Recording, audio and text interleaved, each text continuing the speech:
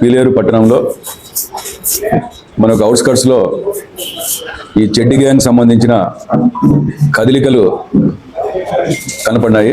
మన దృష్టికి వచ్చింది, పోలీసు వారి దృష్టికి. ఈ నేపథ్యంలో ప్రజలని అప్రమత్తం చేయాలనే ఉద్దేశంతో మా అన్నమయ్య జిల్లా ఎస్పీ గారు శ్రీ ధీరజ్ కునుగుల్లి ఐపీఎస్ గారి యొక్క ఆదేశాల మేరకు ప్రజలని అప్రమత్తం చేసేదానికోసం అని చెప్పి ఈ ప్రెస్ మీట్ అనేది ఏర్పాటు చేయడం జరిగింది.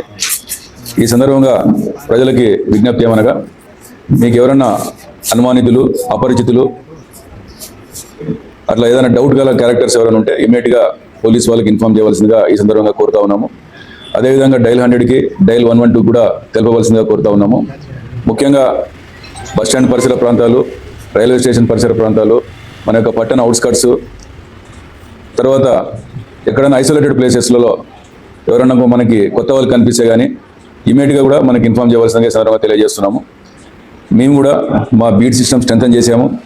తర్వాత మీకు కూడా తెలిసి ఈ మధ్యలో మనకి మదనపల్లి టౌన్లో ఒక ఏటీఎం ఆఫెన్స్ జరిగితే దాన్ని కూడా ఇమీడియట్గా మనము అప్పటికప్పుడు అలర్ట్ అయిపోయేసి జిల్లా వ్యాప్తంగా ముఖ్యంగా రాయచోటి సబ్ డివిజన్లో ఈ యొక్క నాకాబందీ, తర్వాత వెహికల్ చెకింగ్ అనేది చేసి మనము మన సిబ్బంది తర్వాత ఆఫీస్ అంతా కూడా ఆ రోజు రాత్రి అంతా కూడా కష్టపడడం జరిగింది.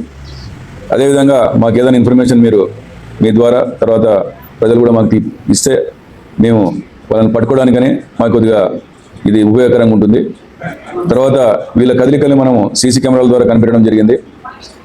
దానివలన వాళ్ళు చెడ్డి గ్యాంగు లేదంటే ఇంకొక అఫెండర్స్ ఉండిండొచ్చు బయట నుంచి. దీంట్లో ప్యానిక్ కావాల్సిన అవసరం ఏం లేదు. కాబట్టి గస్తీ తిరుగుతారు. మాకు జస్ట్ మీరు అటువంటి అనుమానితులు ఉంటే మాకు ఇన్ఫార్మ్ చేస్తే మేము పోలీస్ దాని మీద తగు చర్య తీసుకుంటారని ఈ సందర్భంగా మీకు తెలియజేస్తా ఉన్నాను.